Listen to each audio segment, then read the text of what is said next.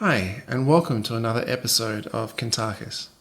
My name is Michael Yon, and this episode is Earth's Monetary System, Part 2. So, here's Kuntarkis. Now, I'm going to explain something very briefly first that is part of what I'm going to express. I think it's very important that humanity, or whoever listens to this episode, understands the true reason to why we live the way we live. And that's really important. If we go back, if we say did study and went back, say, 200 or 300 years in our human history, we would see a large part or a large portion of humanity working like we work today, but nowhere near the same stress, nowhere near the same rules and conditions. Over the last 80 years of human society, within every single country on this planet, everything has changed, more so for the negative. Now, the most interesting part, if we look at all the things that we have to pay for in our society, and it's getting worse. We have to pay for electricity, which you can have electricity free. Even Nikola Tesla was working on a box system to be fitted into every home with free electricity, and it was drawn out of the atmosphere. Even in your home is the atmosphere. It never came about.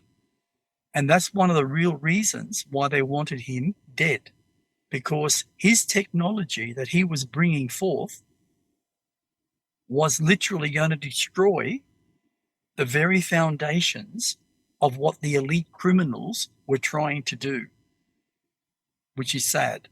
So we pay for electricity. We pay for petrol. Prices are going up all the time. Look at what's happening now. We're paying now $2.27 per litre in some states. But can you imagine what it's like around the world? We pay for our house interest. Our house interest is going up all the time. We pay for medical systems. We pay for our cars to be fixed. So they're made so they do break down over a period of time. We pay for life insurance. We pay for contents insurance for all your furniture inside your home. We pay taxes. The funny thing is, governments have never asked us what we feel as the people of Australia, what they should be paid. They, once they get into power, put their wages up to what's being paid by about 20%. No one says anything. They get everything for free. They can claim everything. And I'm sure they do. We drive our cars over a bridge, over a certain section of road that's been there for 20 years. And we've been paying every time we go through these tolls. We pay anything from $3.36 to $5.27. Every single day, if we have to travel over that bridge, we pay that money over it and back every day. And that's like, say, $30, $40, $50 a day. A week. Then we pay for everything we buy. It has taxes on it. No matter what we do in life, we are paying everything. The food we eat is always going up. It never has, say, 15 years ago. It was the same prices. In fact, they were even trying to bring the prices down so people could afford it because our wages were so much lower. Today, we hardly even get an increase in a wage. And if we do, It could be 30 cents an hour. 30 cents an hour. And yet food has gone up 22% in the last 2 years. So we're paying for everything so that everything can exist. And that's not right. We paid taxes in the past, and the government paid for everything to be built. Roads, certain buildings, schools, all that. Today, schools barely survive. They can't even have more TAs, which is teachers' aides. They used to 12 months ago, but today, the school that my son goes to, I think they have 2 or 3 on a basis where maybe once a week or twice a week. That never used to be. Wages do not equal what we as humans spend per week or per month or per year. They want us to be paupers, the lower part of humanity, and it's a big majority. They want us to be poor so they can control us. And that's the sad part. Every time we go on a holiday today, it's gone up by 39%. I mean, my wife and I went for a holiday for 5 nights, and it cost us, I'm not sure what it was, I think it was $1,800. And that's like 1, 2, 3, that's not quite 4 weeks' rent. And that's ridiculous to what it used to be. I used to go out myself to a place like a Redcliffe in Queensland, and I would have a place that would cost $147 a night. Now, it's basically nearly $300. And depending on the time factor, throughout the year, it'd be more or less. But it's gone up so much. So we as a society are paying for everything. And we're not, how would you say, saving enough money to go on a holiday and to relax and not be stressful. Where people like the elite criminals, they can go on a holiday wherever they want in the most luxurious holiday places and spend as much money as they want. And then they claim all that on tax. And it's the people's taxes that pay for it. So it doesn't make any sense to have a monetary system. Now, I'm just going to name. Now, I know this is really out there because it's alien races that are existing within other dimensions or other universes. Let's go with the ones called the Ilias on the planet called Taurus. They are a one-race being. They used to have, a long time ago, only a barter system in their society. When the Nicarons became, how would you say, friendly, they were friendly because they're not a warring race, but they can protect themselves just like the Nicarons. Their technology is pretty good. Nicaron technology is so far beyond them, but they've helped them, and the Ilias have helped the Nicarons. But there's no monetary system whatsoever now on the planet Taurus. There is no monetary system ever on the planet Icarus over the last 27 million years. If we go to, say, a planet called, say, Dorochaea, they're nearly 9 million years old in evolution. Originally, they were a dragon society, and I mean actual dragons. And that's the most interesting factor. Today, after all the help that they have had, they no longer are dragons. Still, about 40 to 50% of their society can transform into a dragon if they choose to, and fly in the air. And when I say a dragon, they were at least 3 times the size of a massive T-Rex. They were powerful. Most of them could blow actual flames that would melt metal within moments. That much heat.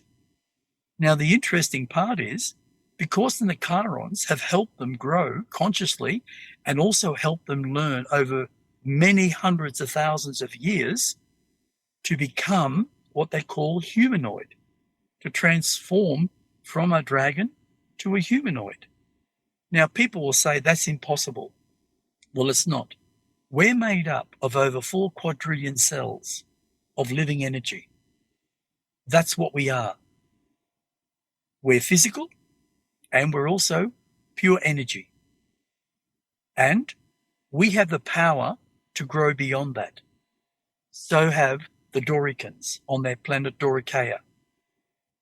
And they now are all humanoid, and they don't have a monetary system. Everything they have is they work for each other. They even go out and help other planets and don't get paid for it whatsoever. Nicarons do that. The Ilias do that because they want other civilizations to grow consciously. They've helped other civilizations go beyond the monetary system, and they no longer have it. They all work for each other. I'll explain a bit more about that in a moment. So then we come along to a civilization called the Muhars. Now, the Muhars, they're a bit smaller than me. They originated from the waters. They became an unusual type of creature, something like a praying mantis, but a little bit more shapely and evolved. They no longer have a tail. They're blue in color with mottled markings all over their body, which really look really nice. They do wear clothes. They don't have their sexual organs exposed, only when the female becomes pregnant. And in my episode that Michael and I made, there are explanations how they actually mate and have a child. They don't have any form of monetary system, and they never have. They work for each other. The difference is they have a society that on that planet, they have 2 planets, but on this one planet, the first one, they have cities, and within those cities and around those cities grow massive vegetation from fruit trees, nut trees, vegetables, all that type of thing, beans, and that's what they live on. They are full vegans, always have been, and they always will be. They have no carnivoristic animals on their planet whatsoever. They did a long, long time ago. But the spirit of that planet, as everything grows and evolves on the surface of that planet, so does the spirit of that planet. I could call it Mother Planet. And what happens, it has pure consciousness. And it literally allows all species to fade out when they're no longer needed. And every single form of carnivoristic animal, including insects, no longer exists. And nothing harms anything else. It all is in balance. Same with their system of helping each other. They work, not 7 days a week. They might work 2 or 3 or 4 days, or 2 days this week, 2 days the next week. But they all help each other to create the harmony, the peace, the needs of every single one of those species. And that's important. And a lot of people will find that hard to understand. Now, if we come back to planet Earth, right throughout human history over the last 928,000 years, we are evolving. And when we first began, after, let's say 274,000 years into the beginning of human evolution, they started to trade a lot. Ships were built out of wood, sails, canvas, and they traveled all around. And they would literally barter and sell with these metal coins to other countries and that type of thing. And that went on for thousands of years. Bartering became part of everything. Eventually, in the times of, say, the kings and the queens, they made the money with their face on it. And that was classed as real money, not illusion. So the money system has been on Earth for a very, very, very long time. But today, because all these elite criminals have learned to understand that reincarnation is a reality on the wheel of life, which are millions of these wheels of life. And when they're born into certain families, they learn from that father or mother or both that they have to be rich, that they have to do this, they have to do that. They've got to go to university to learn all the secrets of becoming wealthy and keeping the wealth in the family lines and looking at the people who are lower as nothing. And that's how they saw us. Today, the elite criminals think we're grubs, worthless grubs to be deleted. That's what they're looking at now. And that's why they want to wipe out 90% of the human race so they can control the last 10% completely, just like Hitler did to the Jews. Now, the thing with the monetary system, we as a human species, we suffer, we stress, we become depressed in so many ways throughout our life, even throughout each of our incarnations, because we're struggling to survive, or we just don't have the finances or the know-how in how to obtain it. Yes, there are those who do make it a little better, where they turn around and they buy a house, then they use that house to buy another one, and maybe buy another one, so they can rent them out and make some money. And they still work, so they're doing well. But they never truly become wealthy, because the wealthy, which is the elite criminals, don't want us to become wealthy. They don't want us to understand we have a thing called the pineal gland that can make us wealthy, because it changes our level of thinking, our level of consciousness. And we suddenly start to want to create something so we can live in more harmony and more wealth. That's why they're destroying the pineal gland, to keep us at a second dimensional level of thinking. Now, if we could just stop, all of us, let's just use Australia as an example. If we could just stop, sit and start to think on what is being said, we may begin to see how easy it is not to have a monetary system. That means that the elite criminals will no longer have the power to make us pay for everything and keep us down. And if we create a system where there is absolutely no money whatsoever, no bartering system whatsoever, no swapping of things whatsoever, and every single person has a job 2 days a week, 4 days a week, what they choose. They will have a house because it's given to them and they become a family. They will have food because they go and get it, not buy it, not pay for it. It's there. The farmers work for us. We work for them. Our mechanics work for us. We work for them in every single industry. So there is no swapping of money. There is no such thing as the share. Like, what do they call that place that you buy shares? Stock trading. Yeah, there is none. None of that. None of that exists. We don't have banks. No longer. They're gone.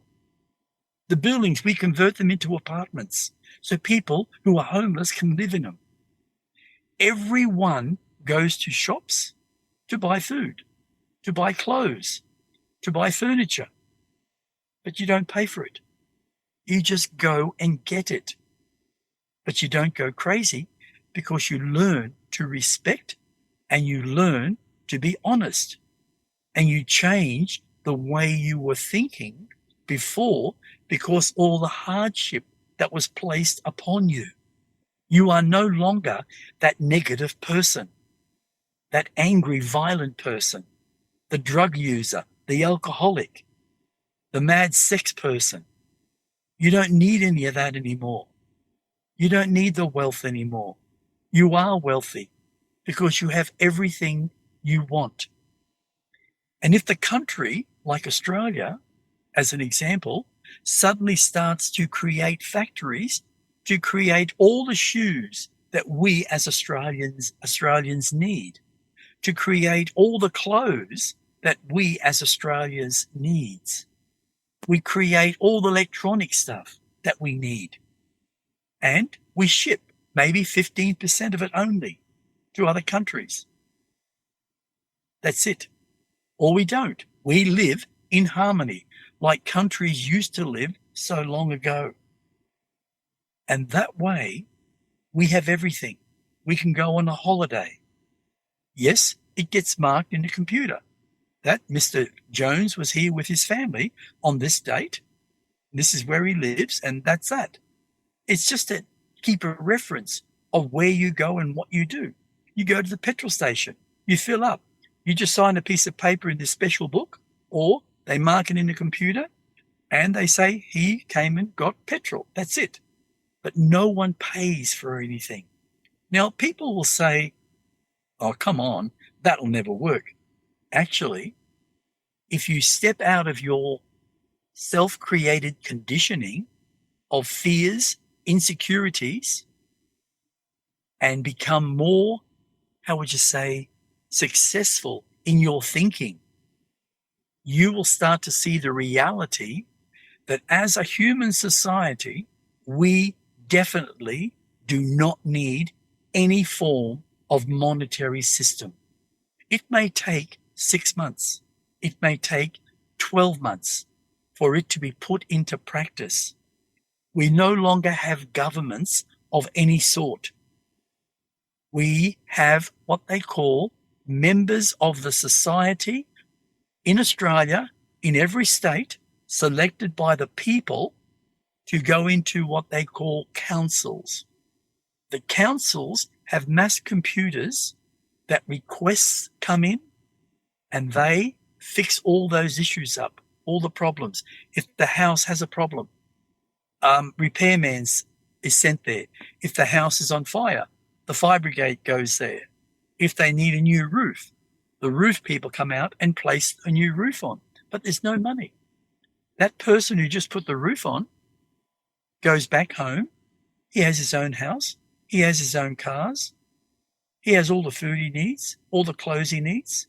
He's working. But we're not suffering in the ridiculous attitude of a monetary system.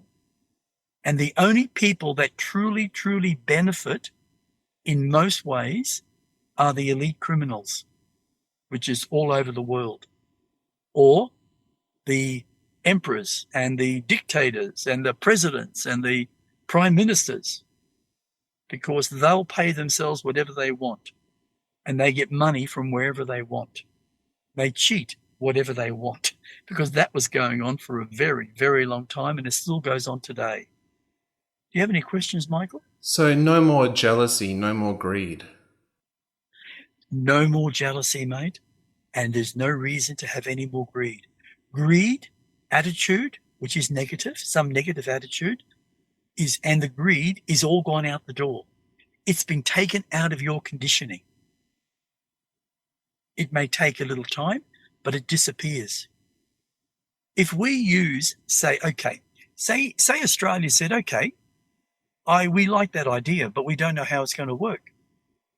What you do is you pick a state, like Queensland, and you say from this moment on, there's no banking system. Doesn't matter how much money you have, it's all gone. Because it's all digital anyway, most of it. In the next 2 or 3 years, it'll become more digital. So let's say there's no money whatsoever, no more banks in Queensland. And everybody has still got their jobs. They go to work. And suddenly, Charlie Brown says, oh, Jesus, darling, we really need a new car. Our car is really bad. And the mechanic said it's just not worth repairing. So you go down to the dealer of your choice, whatever car you want, and you say to him, look, I need a new car. Dealer said, what would you like? He said, oh, I want to get that SUV, that marble black one, the bigger one, not the smaller one, because I got 4 kids. Oh, okay. You want to take it for a drive? Oh, yes, yeah. So they all get in, take it for a drive. Love it. Go back, sign the papers, everything that you go through formally, and they take your car and they either keep your car, get it repaired, or they have it dumped and recycled by the recyclers. And you drive the car away and it's yours. It's registered through the system. So everything's fine. You have a registration number, you have a registration plate, but you don't pay for your license. You don't pay to have your car registered. It's just all done. There's no money. We as a society would become 100% more balanced in every way. Our negativity that we've created through every lifetime over the last 928,000 years would begin to disintegrate. Yes, it'll still be within your cellular memory, but it won't have the emotions of negativity attached to it. This is what we have to understand. We can only change our thinking so we can gain a more positive attitude to what's being presented to us. Knowledge. The know-how of having a balanced life. Without a monetary system, we would 100% have a balanced life because we'll have no more worries about, I can't afford that because I have no money this week. Next week, oh, geez, I've got to pay off last week from my card. I got no money. And that is happening worldwide all the time. And there are people in so many countries literally cannot get food because they've been blocked out. Their cards have been wiped out. They can't get into their bank accounts. They can't even leave their neighborhood because their neighborhood is set up with cameras in some countries that if you leave there and you're not supposed to, you're identified, they will find you and put you in prison for the next 5 years. I mean, is that sensible? Of course it's not. Nah. So, yeah. Sounds really good. Not having to fight for your next anything financially, being able to go on a holiday anytime you like, getting the latest and greatest or something if that's what you want, and feeling like you have enough. And if you want more, you can have it, not in a greedy way, but just because it's available to everyone. Exactly. The other thing is, you might get people who are being very greedy, right, still, and they'll want to go on a holiday every month.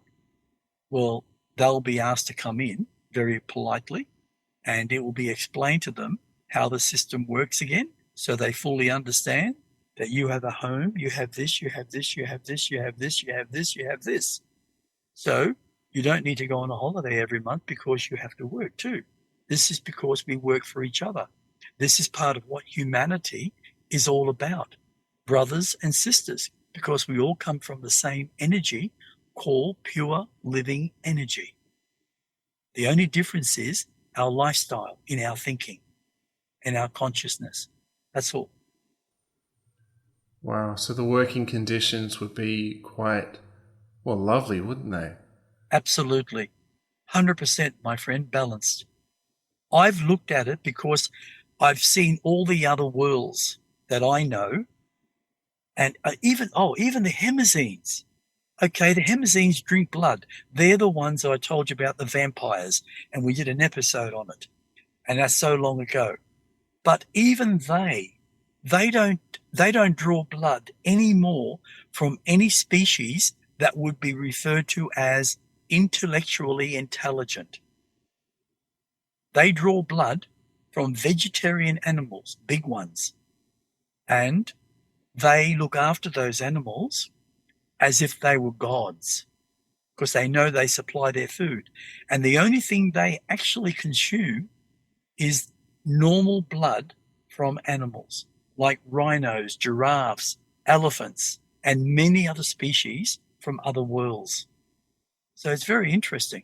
And they live very peacefully. They don't go out to harm anyone anymore because they've learned to understand. They lost nearly half of their society when they came here all those thousands of years ago, to basically look at humans as food. And they took back many humans to their planet. And they found over a period of 8 months, they were becoming very sick. And it's like humans today being cannibals. They'll get human mad disease, like cow's mad disease, right? Yeah. So that's a big problem. So they gave all that up, and they stick to just nothing but vegetarian animals, because an animal who is a carnivore is full of toxic bacteria. And that's a really negative aspect. And what humans don't understand, the amount of humans eating humans is quite mind-blowing. All over the world. It's been happening for thousands of years. And when you eat that flesh, it literally plays with your, how would you say, your microscopic structure, and ends up damaging the human brain and damaging the heart, damaging all your internal organs. And eventually you have really bad diseases, and it will happen in society. And by the way, it's actually happened. I'm just trying to think. Hang on, just a moment. 500 and I can't get the last. Hang on. 516,000 years ago, where humans were eating humans all the time. Oh, it was unbelievable. That's what they lived on. And they were dying like rabbits over a period of time. And then it was outlawed. And then they went back to eating, say, vegetarian animals, but there were still people eating people. So. And they were behaving really strangely. You're all very strangely, mate. And there's people today that are acting very, very strange. It's affecting their brain first. It really affects the human brain. Right. Is there anything you want to ask about that? Yeah, what does human brains taste like to eat? It must be pretty yummy. I can't answer that, Michael. No. I can't answer that. I've been a full vegetarian far too long. Yeah. I never ever enjoyed eating flesh of an animal.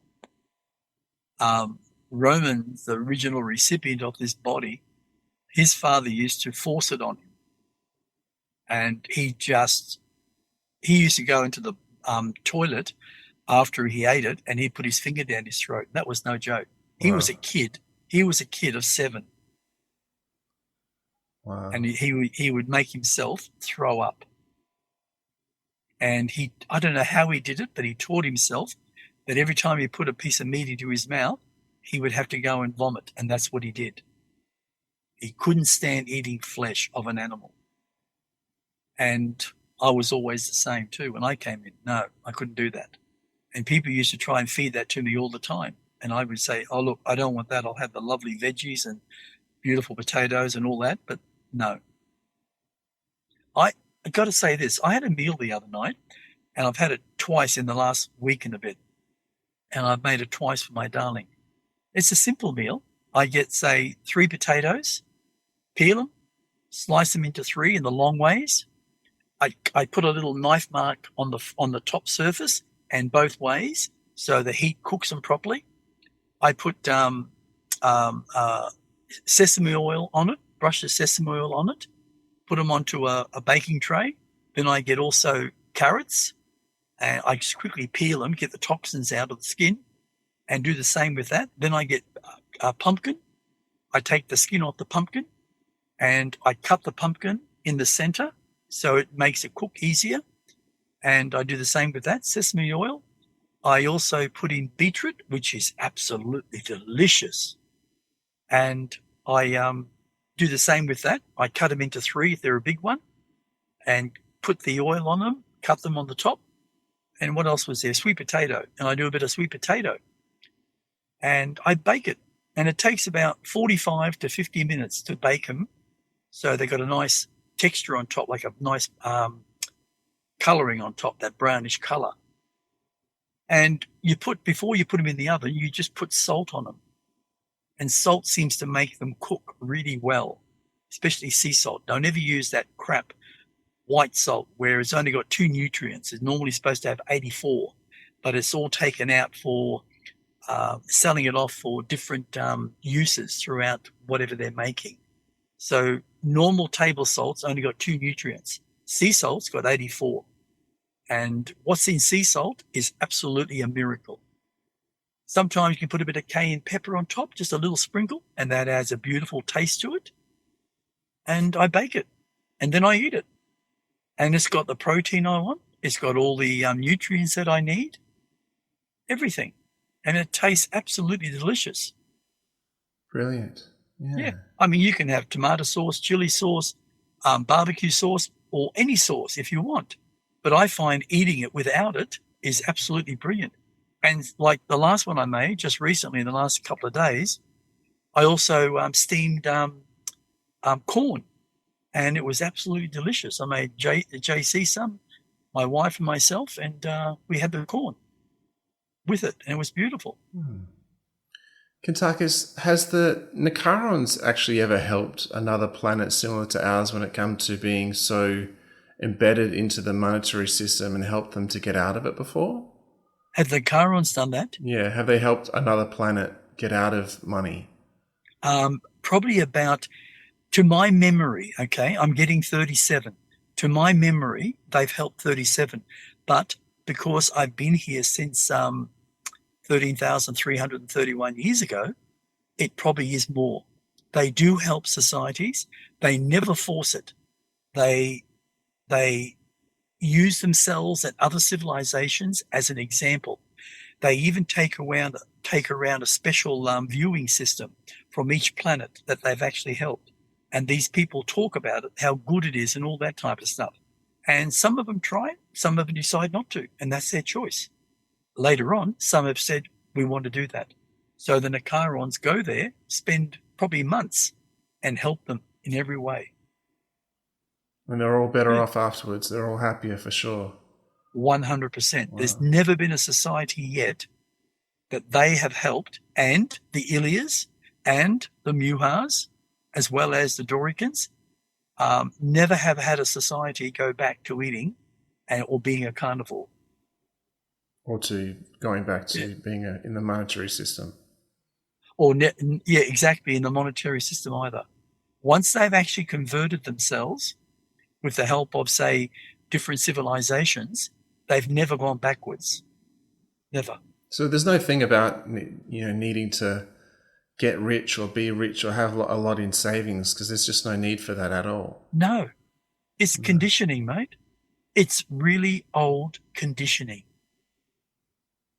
Can you imagine if we did seminars and it was based on this, and we talked in every seminar that we did about this? It would make people think, you know that? Yes, it would stop them. They would say, but I want to be rich because I'm earning good money. But if they actually think about it, they would be free of all the stress, of all the worry. Yeah. Yeah. This concludes another episode of Kuntarkis. If you'd like to find out more about Kuntarkis, find his website, which is etcconsciousness.com. He has articles there, he has his books listed there, and also if you have any reason to contact us in general for any reason, just email kuntarkis@gmail.com. That's it for now. Thanks so much for listening. My name is Michael Yon, and stay tuned for more.